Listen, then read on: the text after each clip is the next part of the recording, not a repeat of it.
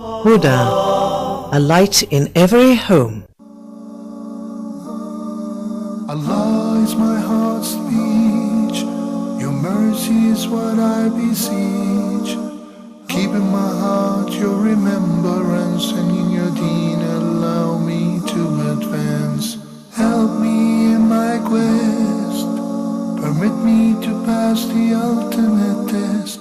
Help me in my quest, permit me to pass the ultimate test. السلام عليكم ورحمة الله وبركاته. أعوذ بالله السميع العليم من الشيطان الرجيم من همزه ونفخه ونفثه. بسم الله الرحمن الرحيم. الحمد لله وكفى وسلام على عباده الذين اصطفى لا سيما المصطفى صلى الله عليه وعلى آله وصحبه وسلم تسليما كثيرا. Dear viewers everywhere, welcome to a new edition of Ask Huda.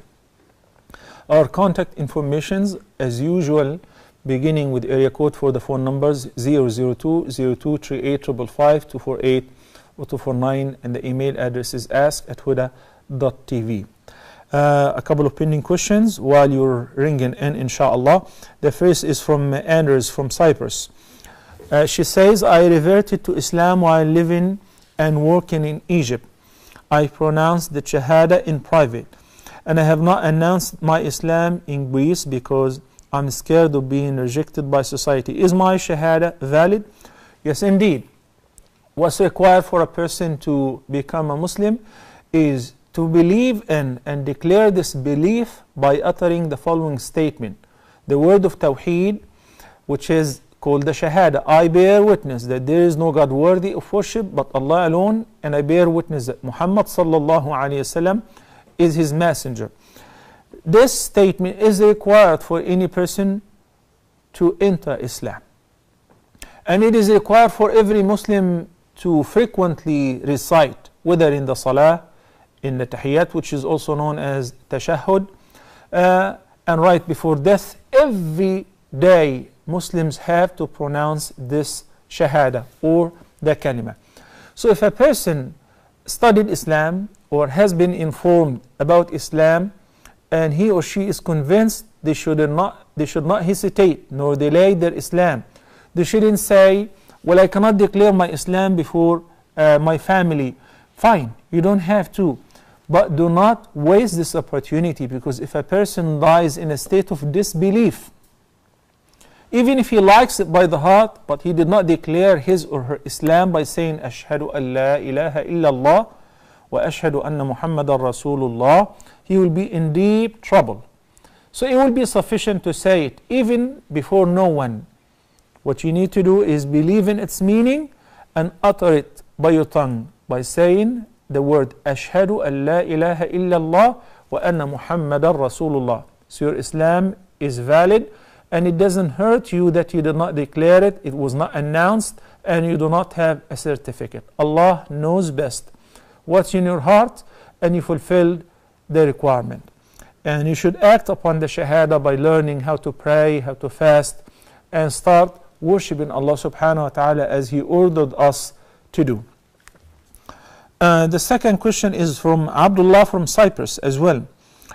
Abdullah says, should we pray 2 units of prayer every time we enter the same masjid that we pray in our regular prayers on regular basis? He is referring to Tahiyyat al-Masjid. I will answer this question after I take a few calls, inshallah. Assalamu alaikum. Muhammad from United Arab Emirates, welcome to the program. Alhamdulillah, I'm fine. Thank you for asking. Thank you so much. I have some few questions for you. Yeah. My first question it's about the pictures in the house. About? The pictures. Malaika don't come in the house where there is surah, there is pictures. Pictures? Yeah, pictures. Nowadays, like for example, if I want to pray, I put cartoon for my children. Yeah. It's also pictures. Yeah. And everything, and like the temples, they have small pictures. So how will Malaika enter? Or this is okay? You got points? So your question is pertaining the cartoons or the movies that you play for your kids in order to keep them busy so that you can offer the prayer, right? Exactly. And also, the temples, it has pictures on it. The bottle of milk has pictures on it. Now we need the malaikas to come in the house, and all these things, they have small pictures. No. I understand. You got my point? I got your point. Jazakallah. Okay, my second question is regarding Quran. When reading the Quran, I asked once, and one of the chefs told me, like if I finish reading the Quran, to say Sadaqallah al-Azim is bid'ah. Is this correct? Okay. And the other question is regarding sadaqah.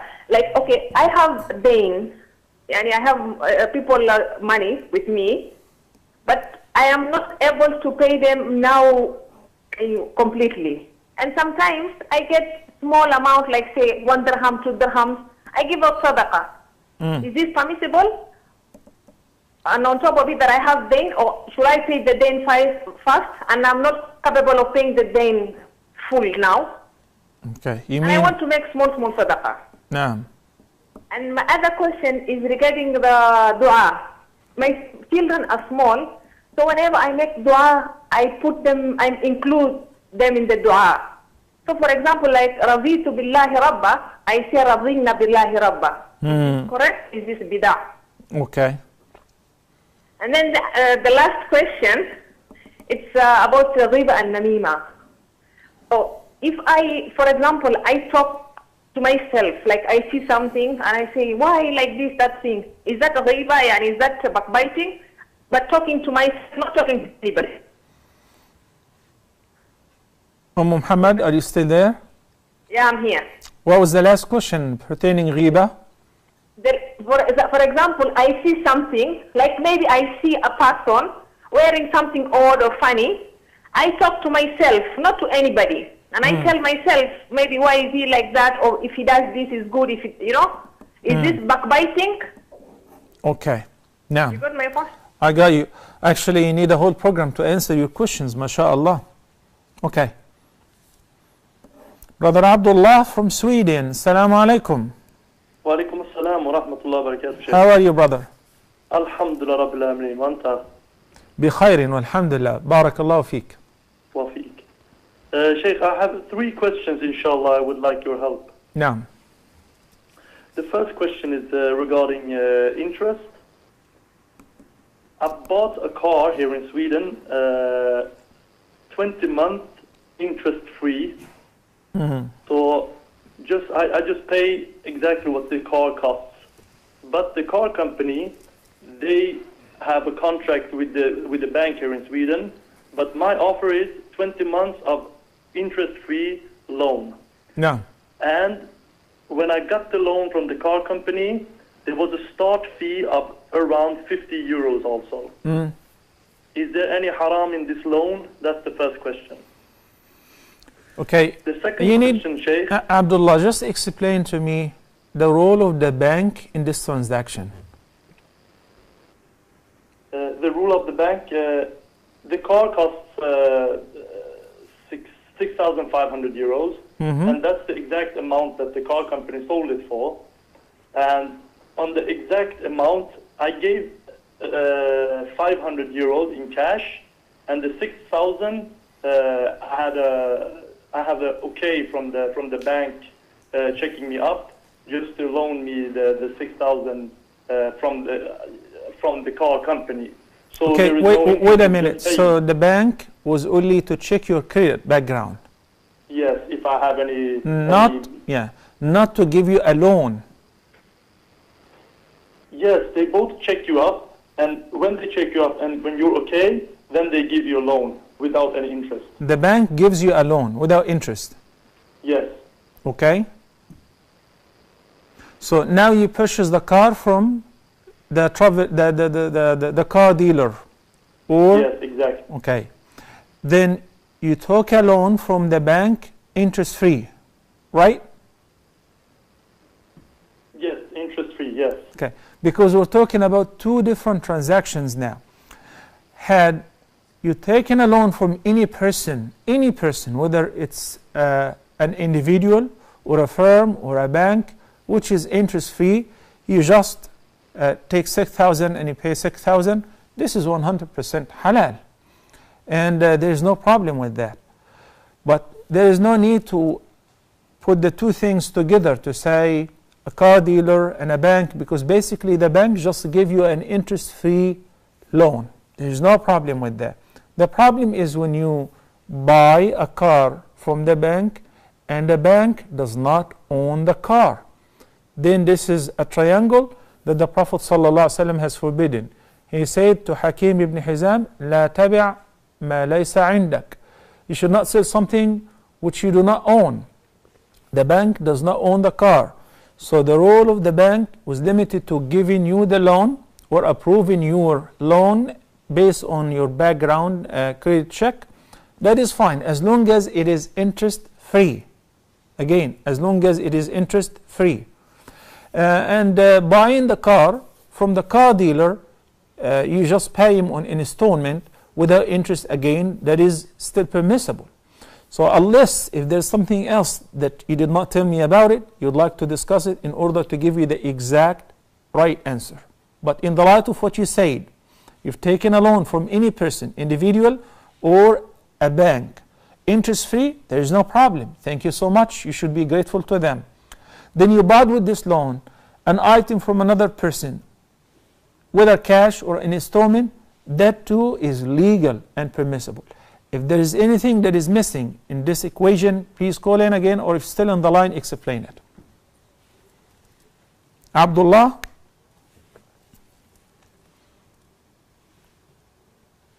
Oh, okay. Okay, I hope you heard the answer. Barakallahu feek. Tahiyatul Masjid, the brother Abdullah from Cyprus asked about earlier.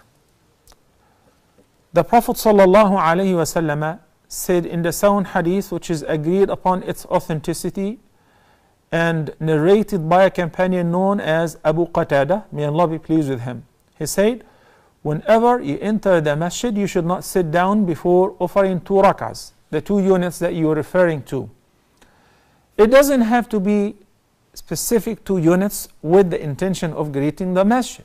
Because if you enter and there is a current prayer or a prayer that is due, that you need to pray, whether it's fard or nafil, like the sunnah, emphatic or non-emphatic sunnah, before or after the prayers. So if you enter the masjid and say Allah Akbar and you pray your sunnah, that will do it. So you don't have to make another 2 rak'ahs independent greeting the masjid. Because the effective cause of praying these 2 rak'ahs or the illah is not to sit down before praying. So if I happen to enter and pray any prayer, that will waive the requirement of praying Tahiyatul Masjid, because it will serve the purpose. Also, Jabir ibn Abdullah narrated, and the hadith is collected by Imam Muslim, that there was a poor companion by the name Sulayk al-Ghatafani, who has entered the masjid while the Prophet ﷺ was delivering the Friday sermon. He sat down. The Prophet ﷺ addressed him in front of everybody. He said, have you prayed? He said, no. He said, get up and pray 2 light rak'ahs. So he did. And in the next week, next Friday, he's done the same, and the Prophet ﷺ has done the same. In order to teach the whole ummah that you should not sit down when you enter in a masjid, even if you enter regularly 5 times a day, before praying the greeting of the masjid. Even if it was during one of the 3 times where it is disliked to offer any unnecessary prayer or voluntary prayers. After Fajr until sunrise, and before the sun moves away from its meridian, and after Asr and until sunset. May Allah subhanahu wa ta'ala accept. Okay, Brother Abdullah, you're back again on the line. Assalamu alaikum. Alhamdulillah. Assalamu alaikum. Wa alaikum assalam wa rahmatullahi wa barakatuh. Sheikh, the second question. I have a job in Sweden. I've been working approximately 1 month and is as a business developer at the company. And as I started, the manager who hired me, alhamdulillah, I got my conditions that I could pray and go to Jum'ah and everything. MashaAllah. And when I started the job, the first day I came, alhamdulillah, I didn't shake hands with women. Mm-hmm. So it was kind of a reaction for him, and I felt that he wasn't. Of course, we know that Allah has to be pleased, but I'm just trying to tell you the situation, Sheikh. Mm-hmm. And he didn't. He started from day one telling me that, oh, you have offended people and stuff like that. And I said to him that you can relax. This will be good. It will be okay. And by the time has gone now, it's a little bit over 1 month, and I feel that he. A lot of people is nice now, but some people are offended. They don't like it, and I feel, and I've heard one person, talk at the working place and spread rumors and stuff. And this manager, who I feel that I wanted the support from, because he hired me, I feel he behaves and treats me the baddest of everyone. You feel what about him?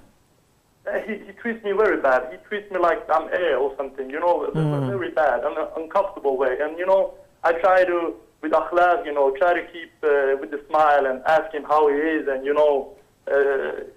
to do as good as I can. I try to deliver the best I can and show him exactly what I can do, inshallah. But I feel that I have come to a stage that either I take a talk with him tomorrow and confront him, or I need your advice, Sheikh. Okay, I will answer you inshallah right now. First of all, with regards to shaking hands with the opposite gender, a woman who is not lawful for you, nor is she one of your maharim. She is neither a wife, a sister, a daughter, a mother, an aunt, paternal or maternal, is not permissible in Islam.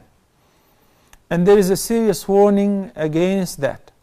Okay, this is as far as why doesn't Brother Abdullah shake hands with women. Not because I live in a culture where my colleague likes to shake hands and gives me kisses on the right cheek and the left cheek and all of that, I have to do the same. No. Some people like to say, well, I'm allergic. No, we don't say allergic. It's against my religion. It's as simple as that. Against my belief. It should be fair for every person to say so, and people should respect my belief. I shared with you the story before where I heard in the hospital a woman who was giving birth and she needed blood transfusion. She was about to expire. She was in a terrible condition. They asked her, you need a blood transfusion? She said, no. She was screaming, why not? She said, it's against my religion. We cannot take blood from others. I believe she was a Jehovah's Witness. And said, okay, fine. And they give her a clearance sheet, and she signed. Even if I die, I don't want any blood. They had to respect that. You are calling from Sweden. I was living in America. I travel all over. And this is what I do with people. I don't have to hide. I don't have to give false excuses. Simply I say, this is my belief. This is my belief. And I went through this many times, 100,000, Allah knows how many times. Sometimes women come towards me and they want to give me a hug. I enjoyed your lecture. My students, the girls, when I give me, I thank you so much. I like your lecture. I like your speech. So I make it clear. I say, it's in our belief we don't shake hands with women. We respect women so much. We revere them. We appreciate them. But I can only touch a woman who's lawful for me, and so on. Okay, as far as your manager and how should you treat him, whether a manager or anybody else. I recall here a very interesting hadith in which the Prophet ﷺ said, Tahadu, tahabbu, exchange gifts, it develops love. And in this society, and this is something has happened to me, my wife's physician, and she was a female, that she was kind of reluctant in the beginning dealing with us with a beautiful gift, or baklava, or some sweet, Middle Eastern sweet, and so on. Things have changed, big deal. Especially when you give it with a good intention, with a good faith. I like you so much and I would like to share something with you. Please accept this token from me. Whenever we throw a party or barbecue or something like that, or an open house in the masjid, we make sure to invite our colleagues because they have a myth pertaining us to the extent that something that we have a headquarter, not a place of worship. And this is a place where we really manufacture weapons and so on. So inviting them over changes this bad image and it refutes the misconception. It answers a lot of questions, so they respect you for whom you are. And by the end, if you are doing very well at work, this is what he needs to get out of you. As a person lives in a very materialistic society, what matters is you are productive, you're doing your job in an excellent fashion, you come on time, you leave on time, you respect everybody else. It shouldn't be a problem. That this is not the end of the world. Bottom line also, I'd like to remind you that the hearts of all human beings, believers and disbelievers, are controlled by Allah subhanahu wa ta'ala. He makes people love whomever He loves. And He makes people dislike whomever Allah subhanahu wa ta'ala disapproves and dislikes. May Allah keep you steadfast. Assalamu alaikum. Brother Abdul Rahman from KSA. Assalamu alaikum wa rahmatullahi wa barakatuh. Wa alaikum assalam wa rahmatullahi wa barakatuh. Abdul Rahman, how are you? I'm fine. Okay. Alhamdulillah. Yeah. I have a question for you. Mm-hmm. I am 12 years old boy. Myself and my sister 11 years old stand behind my mother to pray. My questions are: Can my mother lead prayer for me? Where do I have to stand? If only my sister and mother pray, how should they stand? When a group of more than 2 ladies pray, how should they stand? Abdul Rahman, let me ask you a question. You said you're 12 years old. Yes. Okay. Do you know some surahs of the Quran? Yeah, I know many. Many, mashallah. Do you know Juz Amma, the 30th para? No, not full. Not fully, okay. The right setup, Abdul Rahman, since you're 12 years old and mashallah, you're very outspoken, you're very eloquent. So I believe you know how to read the Quran properly. We can check this on correct recitation. Yes. The right opinion is that you should be leading the prayer. Then your mom and your sister would line up behind you. You should be leading the prayer, not the other way around. Okay. Okay? You're happy now, aren't you? Naam? Even if I am 12 years old? Even if you're 9, even if you're 8, even if you're 7, one of the Sahaba at this age, the Prophet ﷺ appointed him to lead the prayer because he knew Quran more than others, and he did not only lead the prayer with women but with men as well who were much older than him. In your case, you should be the one who's leading the prayer. It is not a condition, as many people think. It is not required for the Imam to be a baligh or attain the age of puberty, as long as he's mumayyiz. Okay. And to me, Abdul Rahman is, mashallah, very eloquent, and he's aware of what he's saying. So he's mumayyiz. The word mumayyiz, he knows what's going on. He knows how to pray. He doesn't leave the prayer to go and catch a game of PlayStation and come back. No, he prays properly. So you should be able to lead the prayer, inshallah. Okay, inshallah. Thank you, Abdul Rahman. Barakallahu feek. Sister Zahra from Bahrain. Assalamu alaikum, brother. Wa alaikum salam wa rahmatullahi wa barakatuh.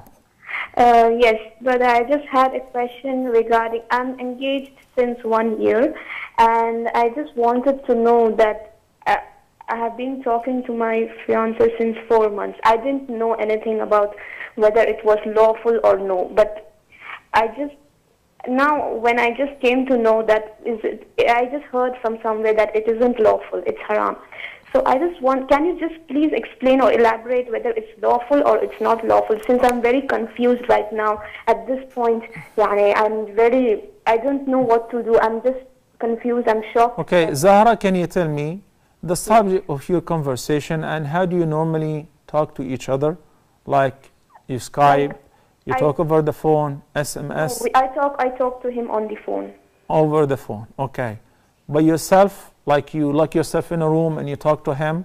No, I talk sometimes in front of my mom, sometimes if mom is sleeping, sometimes in front of my dad. I talk like normally. I walk around my house and I talk to him. Okay, great. Okay, I will answer you inshallah right now, Zahra. Okay, pertaining this matter, let's set the proper rules first and make it very obvious so we are clear about it. Engagement is mere promise of getting married. So when a girl is engaged, she cannot accept more offers and proposals because she's already engaged. But if she decides, well, I'm not interested, then it is reversible, revocable, and she has the right to turn him off and say, I'm not interested. Likewise with him, and there will not be any obligations or commitment. So it is a promise to get married, which does not make any unlawful lawful, nor does it make any lawful unlawful. What does this mean? It does not make any unlawful lawful. You just heard Brother Abdullah from Sweden is talking about shaking hands with his colleagues. I'm talking about women, and we talked about it, that it is not permissible and so on. I'm engaged. Can I shake hand with my fiancé? No. Can we go out together to dine, to get to know each other better? No. Can we go to a movie together? Can he visit me at home whenever I'm by myself? Can I visit him at home when he's by himself? None of the above. Why? Because till this moment he's still a stranger. I just give him a promise that I will marry him. Okay. What about the other equation? The opposite. It does not make any lawful unlawful.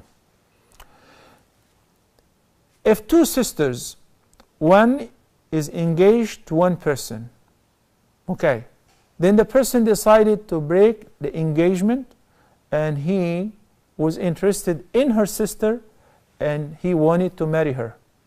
The other sister is still lawful for him. Why? Because they are not married. So it does not make any lawful unlawful because they are not married yet. There are many examples to these two terms. So what I'm trying to deliver to you is you should treat your fiancé like everybody else who's not mahram to you and is not lawful to you yet. And that's why we advise to shorten the engagement period. A couple months, more than enough. 6 months, 7 months, okay. It shouldn't be years because there is a tendency that I like to talk to my fiancé and he is not lawful to you yet. So if you have to talk to him in the light of what I said and discussed earlier, it should be like treating a person who is entirely ajnabi, stranger, and it should be in the presence of either your parents or mother or father, an adult from your family. So this way you will avoid having the khalwa. Khalwa is to speak to him in private, because I can assure you that every man and a woman who are chatting together, talking together, and they are optimistic about getting married one day and so on, they will exchange love words and compliments, and one thing leads to another. And remember, he's still not your husband. So this is what you have to do in the light of what I mentioned. Everybody, let's take a short break, and inshallah in a couple of minutes we'll resume this program. Stay tuned.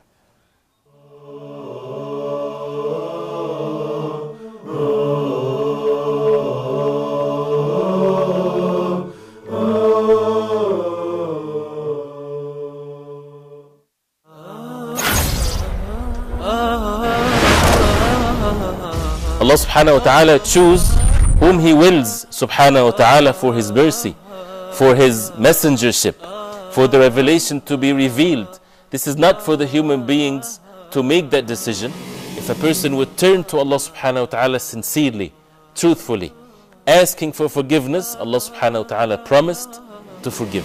We have as Muslims a duty, and that is to recite the book of Allah, to ponder over the verses, the words of Allah subhanahu wa ta'ala, and to act according to the Quran. The mercy of Allah subhanahu wa ta'ala encompasses everything, but who would this mercy will be for?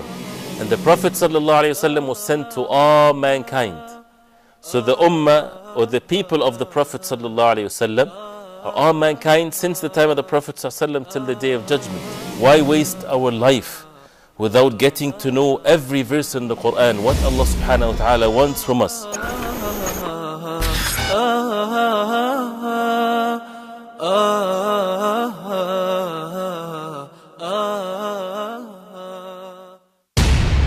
Satanic Verses 1988, Dutch Cartoons 2005, Pope Benedict's Anti-Islam Statements, 2006. The Innocence of Muslims movie and the latest French cartoons, 2012. When will this stop? And the subsequent worldwide violence. Islam says no to such hate that hate produced.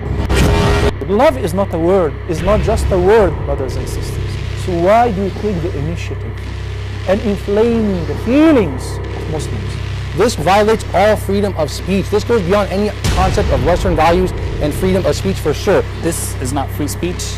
This is called hate speech. How to reach to the other side and let them understand us as well and know what hurts us and what is not they're supposed not to get close to in their own language. The media here also plays a very important role. It's totally illogical to defend our religion and our prophets in Arabic.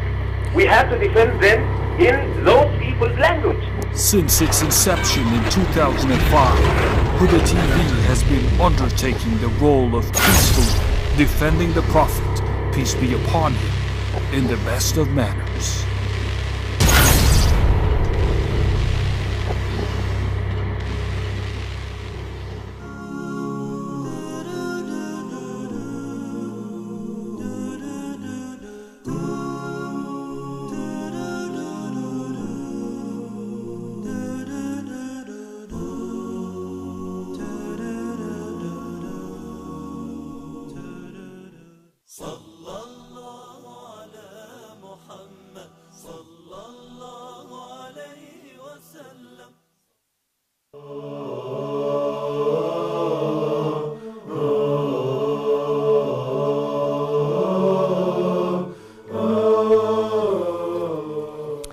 Assalamu alaikum wa rahmatullahi wa barakatuh, and welcome back, brothers and sisters. Muhammad, a bunch of questions in the first segment.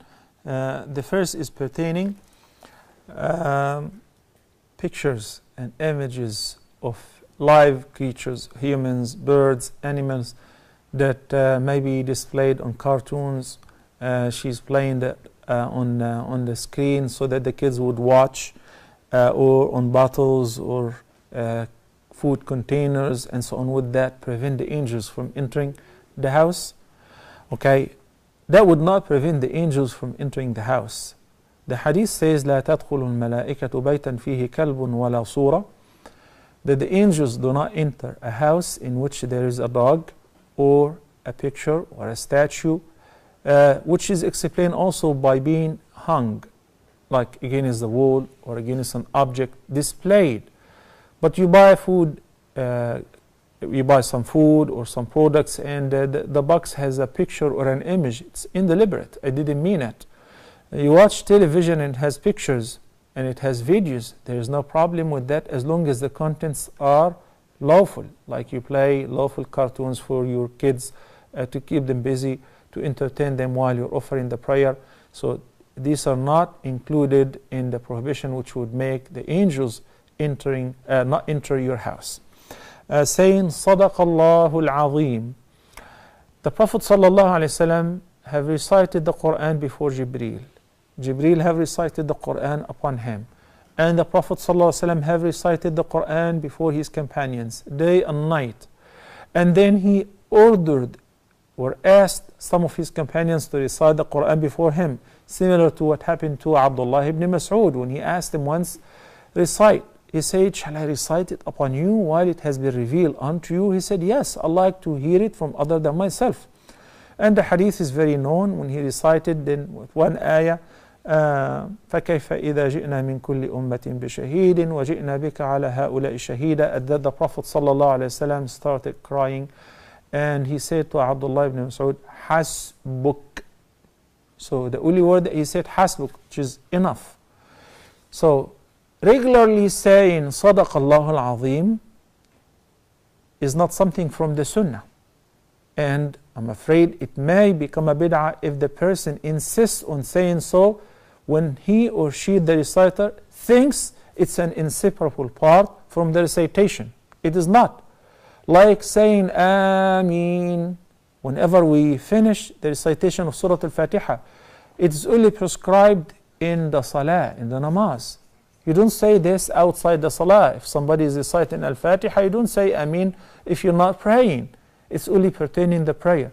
The whole deen is about strictly following the instructions of the Prophet ﷺ.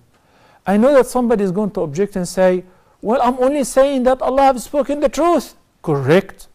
And Allah subhanahu wa ta'ala said in the Quran, وَمَنْ أَصْدَقُ مِنَ اللَّهِ قِيلًا وَمَنْ أَصْدَقُ مِنَ اللَّهِ حَدِيثًا. And who is more true in his statement than Allah? In his saying than Allah? No one, of course. But to add anything to ibadah, whether it's a namaz or reading the Quran, if you're missing a reference, if you don't have a proof, then you better cease. If somebody says Sadaq Allahu al-Azim at any time, that is perfectly fine. Right now I say Sadaq Allahu al-Azim, since he said, and I quote an ayah, no problem.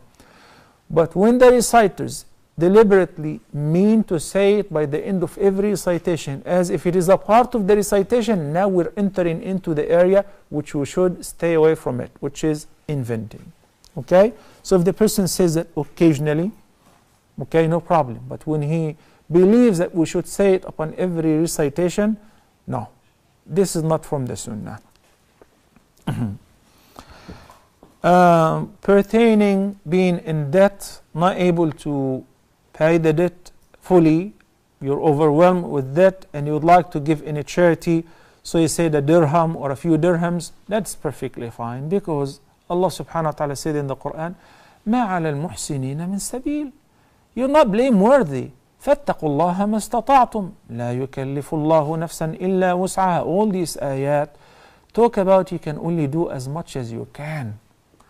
In the hadith, the Prophet sallallahu alaihi wasallam said, مَا أَمَرْتُكُمْ بِهِ فَأْتُوا مِنْهُ مَا اسْتَطَعْتُمْ وَمَا نَهَيْتُكُمْ عَنْهُ فَاجْتَنِبُوهُ. If I order you to do anything, this is pertaining the recommended acts, then do as much as you can out of it. Because basically it's hard to do everything that the Prophet ﷺ recommended. So we try to do as much as we can to obtain the virtues of doing this good deed and that good deed as much as we can within our capacity. You don't have money, you're not obliged to give any charity. And in another hadith, the Prophet ﷺ spoke about your dirham. He said, سَبَقَ دِرْهَمٌ أَلْفَ دِرْهَمٌ, which means the reward of giving in a charity 1 dirham could be superior to the reward of 1,000 dirham which were given in a charity. When Muhammad has only 1 dirham and she gives in a charity, she donated her entire possession. When a millionaire gives 1,000 dirham, he only gives a fraction of what he has. So based on your capacity, Allah doesn't ask you to do anything that you cannot afford. And I recommend that you should begin by settling your debt and paying your loan, because this is very serious. Now, Assalamu alaikum wa rahmatullahi wa barakatuh. Nada from the KSA. Wa alaikum assalam. Wa alaikum assalam, Nada. How are you? I have a question. There's the person who claims to be with something called Reverting. Well, Nada, I can't understand what you're talking about because you're breaking off. Can you call from, can you try again, please? Okay? Thank you. Sometimes that happens if you're using a phone card or something. Fatima from KSA.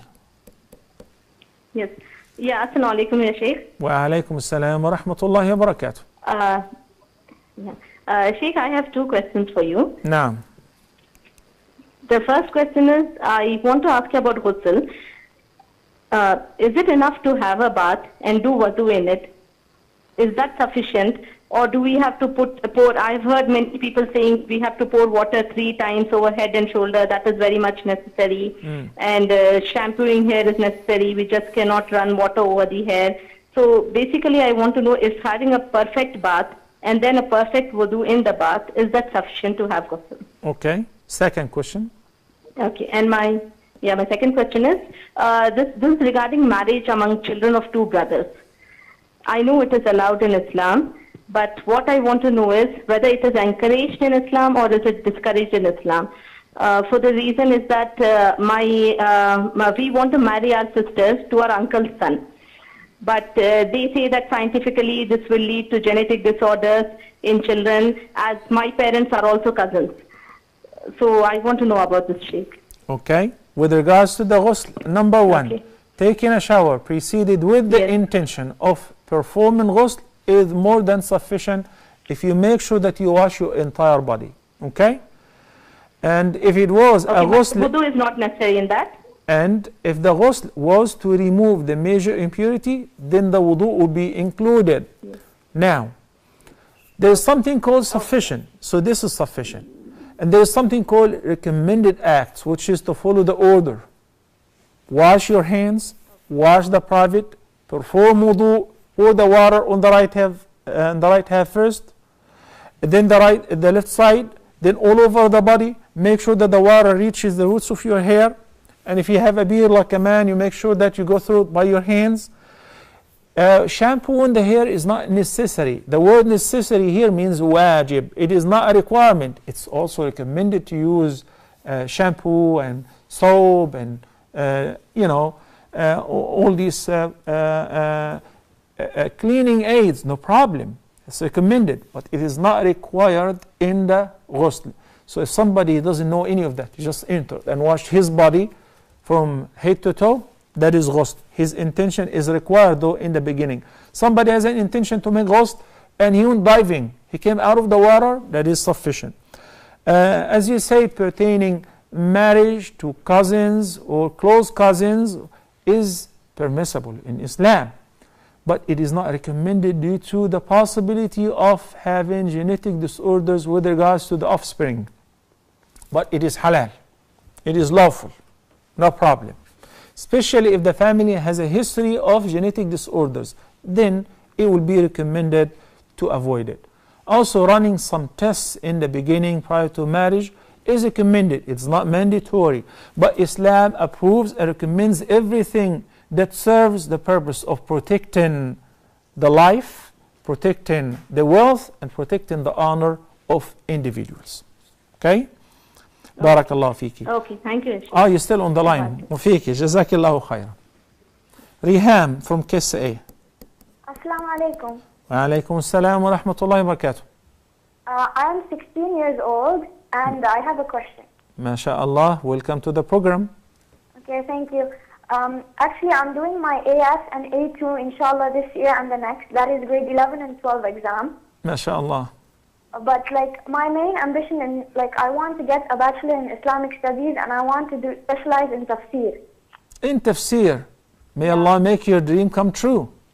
I mean, so I was wondering if I should finish my education first or should I straight away go to a university and start studying the Islamic studies.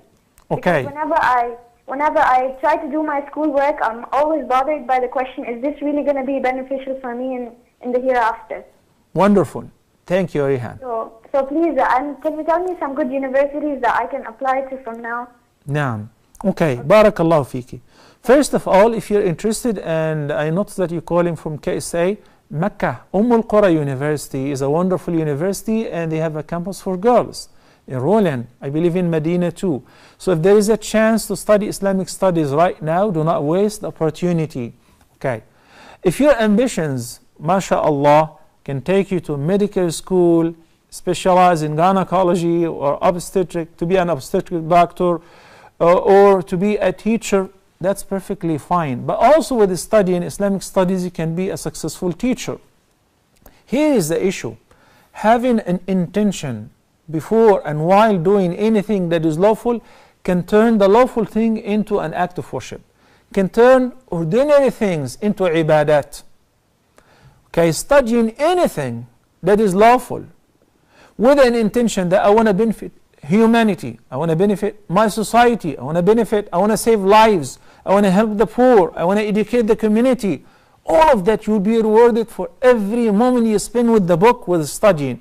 And basically, when our shuyukh taught us this, and then I went through pharmacology, and then I went through studying even art for several years, Then along with Islamic studies, it made my life very interesting.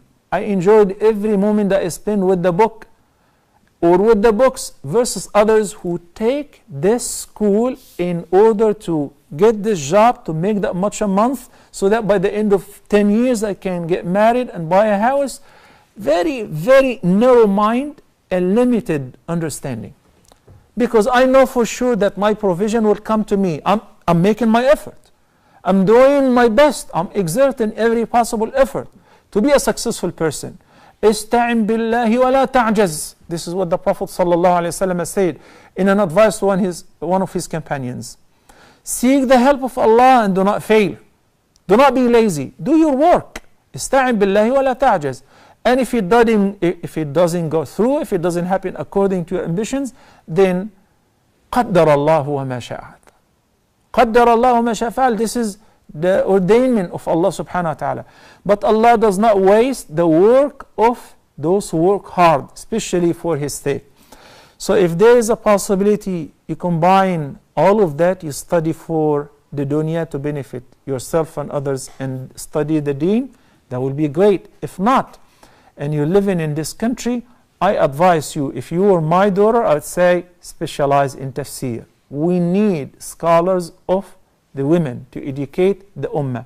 We're running short and we don't have enough ladies who can educate the ummah, particularly women. So I highly encourage you to study tafsir inshallah and enroll in any of these Islamic universities. If you can find any, then online Islamic universities. Barakallahu fiki. And you really made my day. I'm very impressed. I'm very happy to get this call as the last call of the day. The sister Muhammad who said that when she makes dua, she says رضينا بالله ربا والإسلام دينا in plural, in order to include her family or her children who are young and they cannot repeat the dua. Fine, no problem. They will be included inshaAllah Azza Jal. Similarly, if a person is making dua like the Imam, when I make the dua in the masjid, I don't say رضيت بالله ربا in the individual or singular. Rather, I have to say it in plural. In which, in qunut, and by the end of the halqa, I have to make it in plural. So it's not a bid'ah, and the audience should say Ameen. So teach your children to join you in the dua and say Ameen. When you see something or somebody who looks funny, acts funny, and you criticize that, in your mind, this is not ghiba. It is not backbiting, because backbiting involves a third party. You talk to somebody about somebody else in his or her absence. This is the backbiting. But still, that is not recommended, because we're not supposed to belittle people, make fun of them, or lower them even within ourselves, because the Prophet ﷺ ordered us to do this. We should love for our brothers and sisters what we love for ourselves. Would you like people to undermine you? Would you like people to make fun of the colors of your dress? Would you like people to make fun of your height, of your weight? Of course not. So أحب لأخيك ما تحب لنفسك. أقول قولي هذا وأستغفر الله لي ولكم وصلى الله على نبينا محمد وعلى آله وصحبه وسلم, and see you next week inshallah. Assalamu alaikum wa rahmatullahi wa barakatuh. Allah is my heart's speech, your mercy is what I beseech. Keep in my heart your remembrance, and in your deen allow me to advance. Help me in my quest, permit me to pass the ultimate test. Help me in my quest, permit me to pass the ultimate test. Because I'm scared of being rejected by society. Is my shahada valid? Yes, indeed. What's required for a person to become a Muslim is to believe in and declare this belief by uttering the following statement. The word of Tawheed, which is called the Shahada. I bear witness that there is no God worthy of worship but Allah alone, and I bear witness that Muhammad sallallahu alayhi wasallam is his messenger. This statement is required for any person to enter Islam. And it is required for every Muslim to frequently recite, whether in the Salah, in the Tahiyyat, which is also known as Tashahhud, and right before death. Every day Muslims have to pronounce this Shahada or the Kalima. So if a person studied Islam or has been informed about Islam and he or she is convinced, they should not hesitate nor delay their Islam. They shouldn't say, well, I cannot declare my Islam before my family. Fine, you don't have to. But do not waste this opportunity, because if a person dies in a state of disbelief, even if he likes it by the heart, but he did not declare his or her Islam by saying, Ashhadu an la ilaha illallah wa ashhadu anna Muhammadan Rasulullah, he will be in deep trouble. So it will be sufficient to say it, even before no one. What you need to do, Naam. And my other question is regarding the dua. My children are small, so whenever I make dua, I include them in the dua. So for example, like Raditu billahi rabba, I say Radina billahi rabba. Correct? Is this bidah? Okay. And then the last question, it's about riba and namima. So if I, for example, I talk to myself, like I see something and I say, why like this, that thing? Is that a riba and is that backbiting? But talking to myself, not talking to anybody. Muhammad, are you still there? Yeah, I'm here. What was the last question pertaining riba?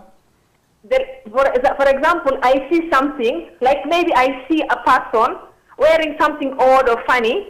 I talk to myself, not to anybody. And I tell myself, maybe why is he like that, or if he does this is good, if it, is this backbiting? Okay. Now, You got my point? I got you. Actually, you need a whole program to answer your questions, mashallah. Okay. Brother Abdullah from Sweden, Assalamu alaikum. Wa alaikum assalam wa rahmatullahi wa barakatuh. How are you, brother? Alhamdulillah Rabbil Alameen. Wa anta? بخير والحمد لله. بارك الله فيك. Wa feek. Sheikh, I have 3 questions, inshallah. I would like your help. نعم. The first question is regarding interest. Huda, a light in every home. Allah is my heart's speech. Your mercy is what I beseech. Keep in my heart your remembrance, and in your deen allow me to advance. Help me in my quest. Permit me to pass the ultimate test. Help me in my quest. Permit me to pass the ultimate test. السلام عليكم ورحمة الله وبركاته. أعوذ بالله السميع العليم من الشيطان الرجيم من همزه ونفخه ونفثه. بسم الله الرحمن الرحيم. الحمد لله وكفى وسلام على عباده الذين اصطفى لا سيما المصطفى صلى الله عليه وعلى آله وصحبه وسلم تسليما كثيرا. Dear viewers everywhere, welcome to a new edition of Ask Huda. Our contact informations as usual, beginning with area code for the phone numbers 002-0238-555-248 or 249, and the email address is ask@huda.tv. A couple of pending questions while you're ringing in, inshallah. The first is from Anders from Cyprus. She says, I reverted to Islam while living and working in Egypt. I pronounced the Shahada in private, and I have not announced my Islam in Greece because believe in its meaning and utter it by your tongue by saying the word Ashhadu an la ilaha illallah wa anna Muhammadan Rasulullah. So your Islam is valid, and it doesn't hurt you that you did not declare it, it was not announced, and you do not have a certificate. Allah knows best what's in your heart, and you fulfilled the requirement. And you should act upon the Shahada by learning how to pray, how to fast, and start worshiping Allah subhanahu wa ta'ala as He ordered us to do. The second question is from Abdullah from Cyprus as well. Abdullah says, should we pray 2 units of prayer every time we enter the same masjid that we pray in our regular prayers on regular basis? he is referring to Tahiyyat al-Masjid. I will answer this question after I take a few calls, inshallah. Assalamu alaikum. Muhammad from United Arab Emirates, welcome to the program. Alhamdulillah, I'm fine. Thank you for asking. Thank you so much. I have some few questions for you. Yeah. My first question it's about the pictures in the house. About? The pictures. Malaika don't come in the house where there is surah, there is pictures. Pictures? Yeah, pictures. Nowadays, like for example, if I want to pray, I put cartoon for my children. Yeah. It's also pictures. Yeah. And everything, and like the temples, they have small pictures. So how can we, how will Malaika enter? Oh, this is okay. You got points? So your question is pertaining the cartoons or the movies that you play for your kids in order to keep them busy so that you can offer the prayer, right? Exactly. And also, the temples, it has pictures on it. The bottle of milk has pictures on it. Now we need the malaikas to come in the house, and all these things, they have small pictures. No. I understand.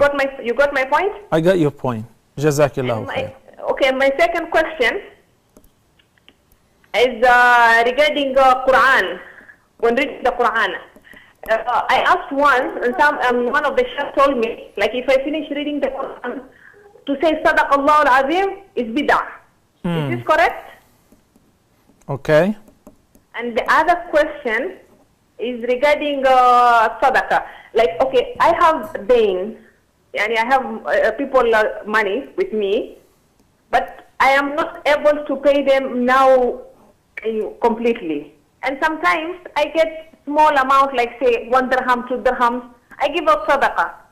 Is this permissible? And on top of it, that I have dain, or should I pay the dain first? And I'm not capable of paying the dain full now.